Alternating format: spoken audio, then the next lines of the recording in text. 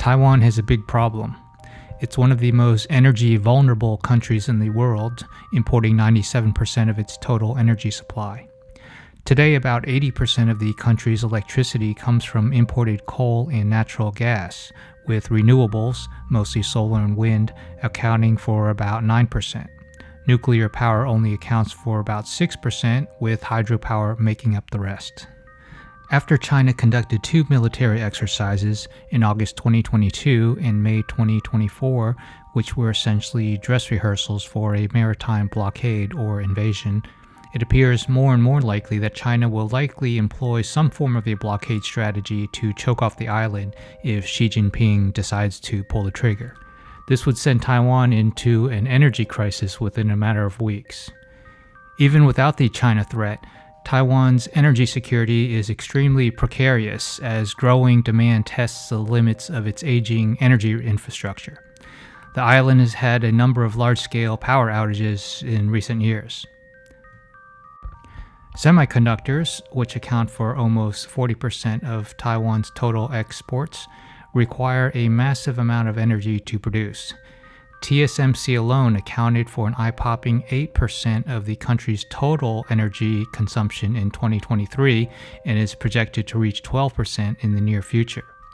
Any disruption would cause ripple effects across the globe. Taiwan's reliance on imported natural gas is especially problematic. In 2023, it accounted for about 40% of the country's total electricity generation and is expected to reach 50% by 2025. Because liquefied natural gas, LNG, needs to be stored at very low temperatures, Taiwan only has an 11-day LNG reserve, which is the minimum required by Taiwan's Bureau of Energy. LNG also makes Taiwan highly vulnerable to price fluctuations, as the world saw after Russia's invasion of Ukraine in 2022. Coal can be stored longer, but Taiwan also maintains the minimum reserve requirements for coal, which would run out after about 40 days. What about renewables like solar and wind? Those pose many challenges as well, and progress has been slow despite Taiwan's best efforts.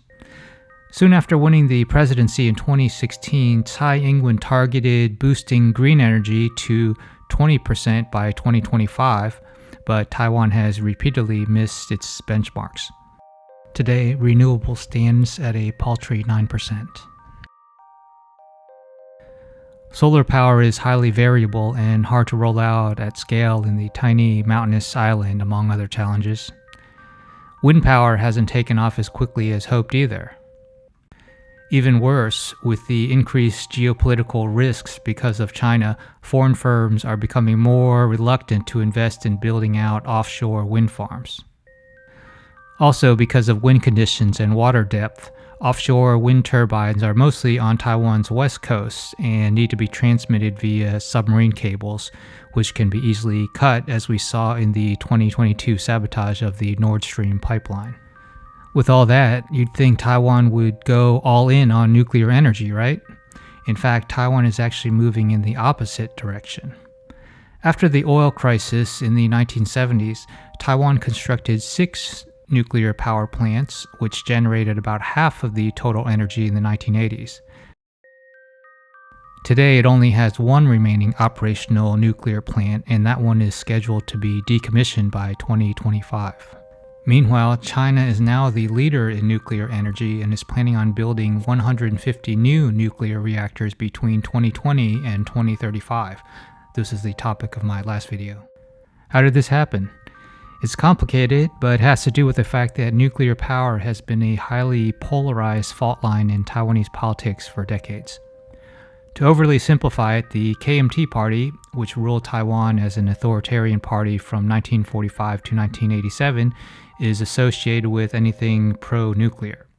In the 1960s, 70s, and 80s, when China was developing nuclear weapons, Taiwan also had a secret nuclear weapons program, which was conducted under the cover of their civilian nuclear energy programs. Washington caught wind of Taiwan's covert nuclear weapons program and threatened to cut off support, so Taiwan was eventually forced to shut it down. During that same period, the KMT lifted martial law in 1987 and started holding open elections. Taiwan slowly transitioned into a full democracy, and the DPP, the pro-democracy and pro-independence party, burst onto the scene in the 80s, which coincided at a time when the world was souring on nuclear power. If we recall the 3 Mile Island incident in 1979 and Chernobyl in 1986. During the 1980s, there was also a huge outcry in Taiwan after the public found out that the government had used Orchid Island, inhabited by indigenous Taiwanese, as a nuclear waste dumping ground. Riding this wave of anti-nuclear power sentiment, the DPP made it one of their organizing principles to set it apart from the KMT. Unfortunately, the timing of these events caused many Taiwanese to conflate its nuclear energy and nuclear weapons programs, and ever since, anything nuclear has been associated with the KMT. When the DPP won the presidency for the first time in 2000, the new cabinet tried to suspend construction on the Longmen nuclear power plant, and the project ping-ponged back and forth until it was finally dealt a death blow after the 2011 nuclear accident at Fukushima. During the 2016 presidential election, the DPP's Tsai Ing-wen campaigned on the promise of a, quote, nuclear-free homeland, and after winning, started the process of decommissioning the remaining reactors. It's still a hotly debated topic today.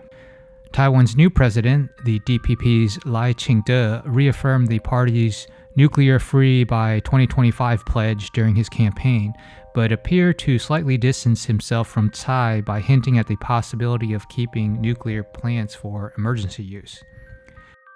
During his first press conference as president on June 19, 2024, Lai gave some indication that he may backtrack on the nuclear-free pledge.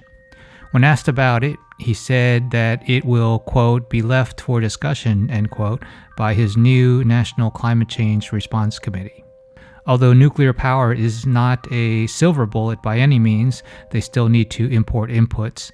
It's going to be a serious policy dilemma that the new administration will need to grapple with. And it's going to have to act quickly if Taiwan is going to shore up its most vulnerable national security flanks.